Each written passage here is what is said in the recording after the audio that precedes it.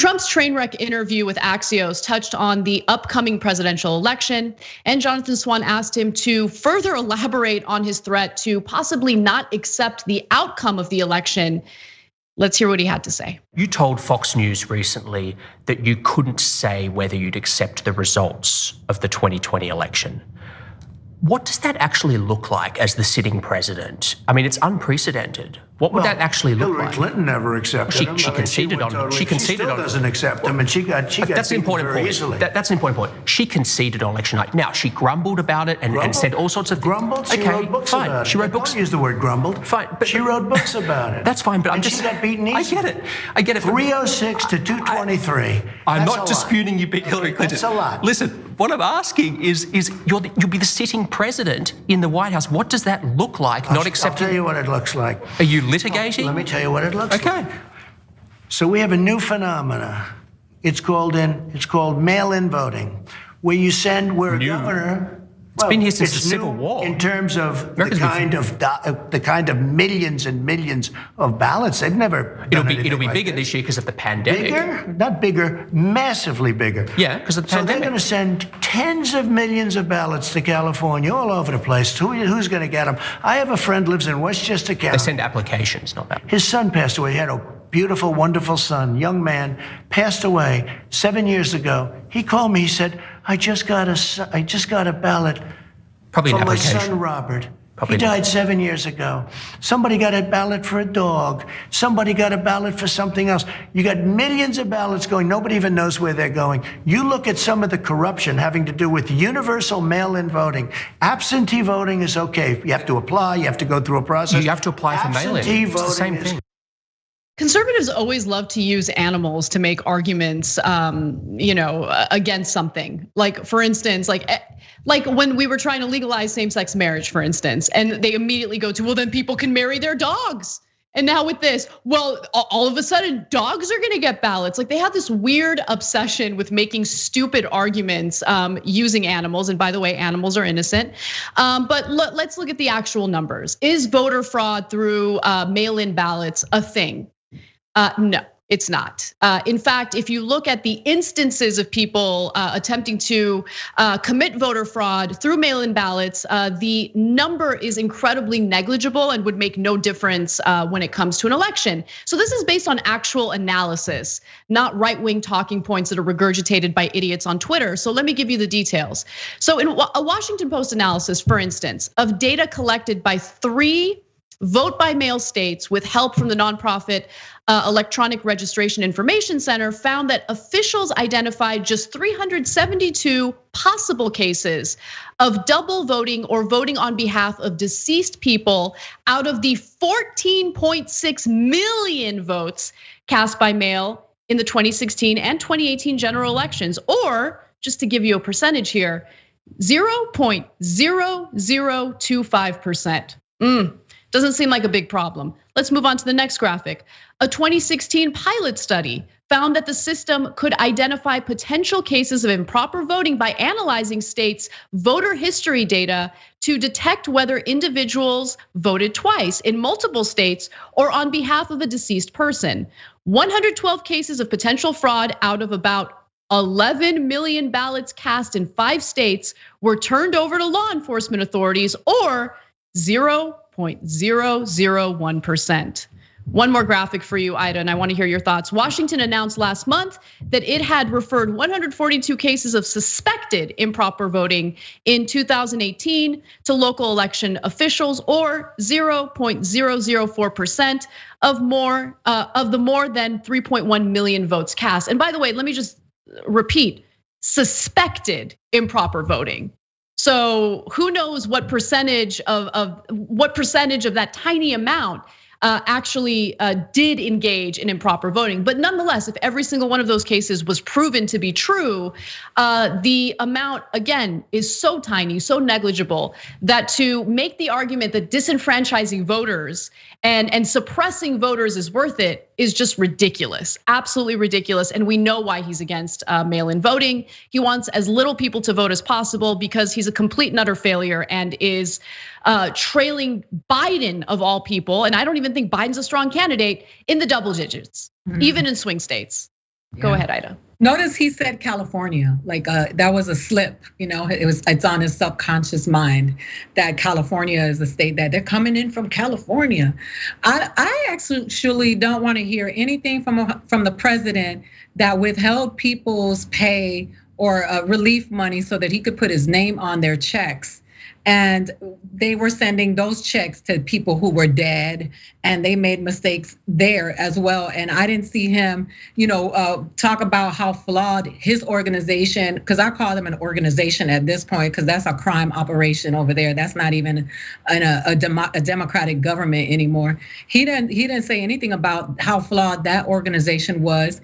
And what's funny is that he is so concerned with those votes being counted properly and the mail-in votes being, accounted for correctly. But he didn't have that kind of care for the money going out to people who were starving during a pandemic, who were sheltered in place. Like, to me, that's a problem for me. You employ far more passion. Look, he was more passionate about the votes than he was about the people who died. Like, if that doesn't tell you something about who he is, he's more concerned about holding on to power than the lives and well-being of his constituency, regardless of where they are in the country. And that is very telling. So for me, from this point forward, I just want to point out the continuous things that people need to look out for who still are on board with this maniac, because he doesn't care about your life. He cares about your vote more than he does about your life. You're absolutely right. I mean, the reason why there was such passion in this portion of the interview, as opposed to, any type of feeling, any type of like human emotion when it came to the number of people who have died as a result of coronavirus, is because all he cares about is himself. Yep. He's proven that so many times. And this is yet another example of it. I mean, one other unrelated example is how he's trying to get a cut of whatever deal is made between Microsoft and TikTok.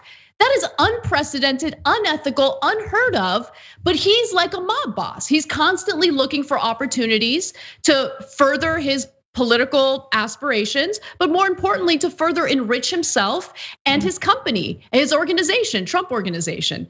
With that said, I do want to go to this one part of the interview that just like, it was just incredible to me, because he is also delusional about the amount of Americans who are willing to put their lives at risk to go see him at rallies and other election events.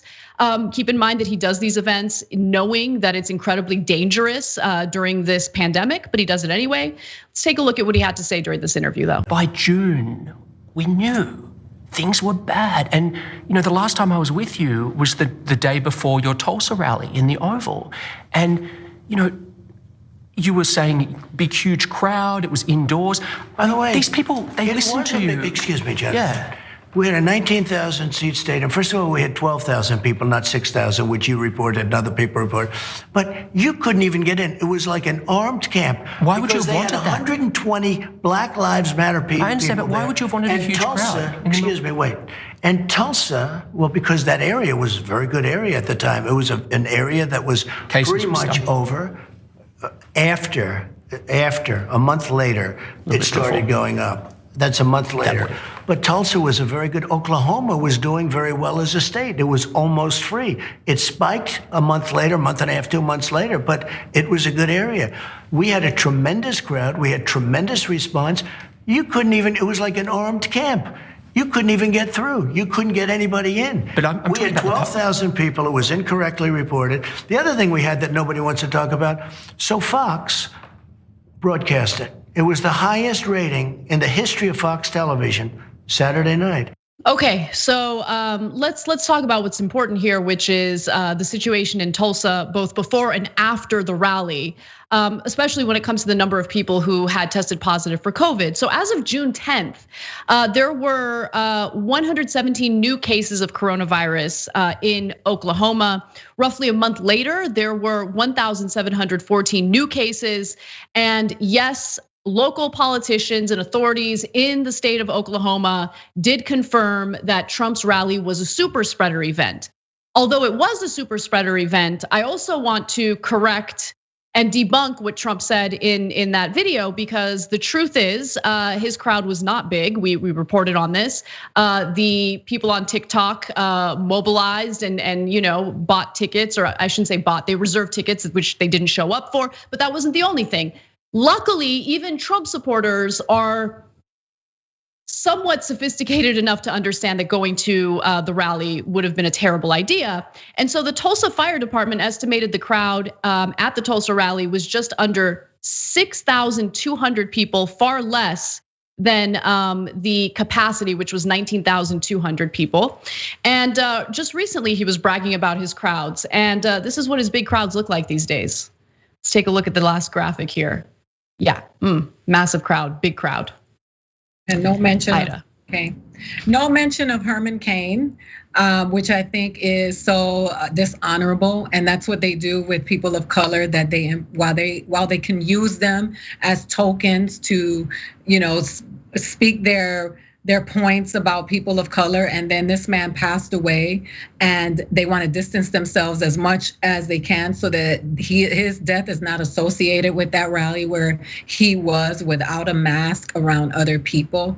And why does it matter? Why is he so concerned with those numbers and not the numbers of the people who are dying in this country, right? Like, we've been talking about numbers with Donald Trump since inauguration, which he has this fantasy about these imaginary people that show up to support him that no one else can confirm. But he's always talking about his cognitive skills. We have to check in with him. There were, you just think about him. He wants to do this with TikTok. He tried to do away with it. He talked about selling Puerto Rico, selling a country away that was so mistreated and mishandled by him during a hurricane. I don't understand why people are still talking about Donald Trump, and even more why they're still talking to him.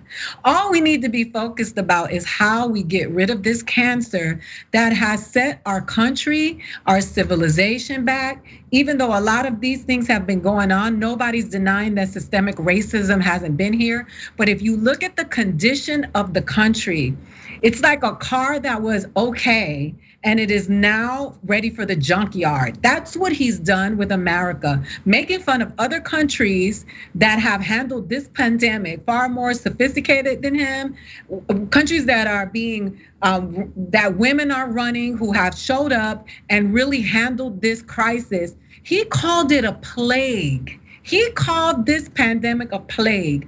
Run the tape back to a few months ago to what he was calling it then.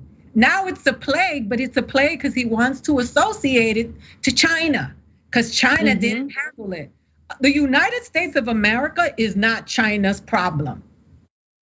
It is not. Thanks for watching The Young Turks. Really appreciate it. Another way to show support is through YouTube memberships. You'll get to interact with us more. There's live chat emojis, badges. You've got emojis of me, Anna, John, JR. So those are super fun. But you also get playback of our exclusive member-only shows and specials right after they air. So all of that, all you gotta do is click that join button right underneath the video. Thank you.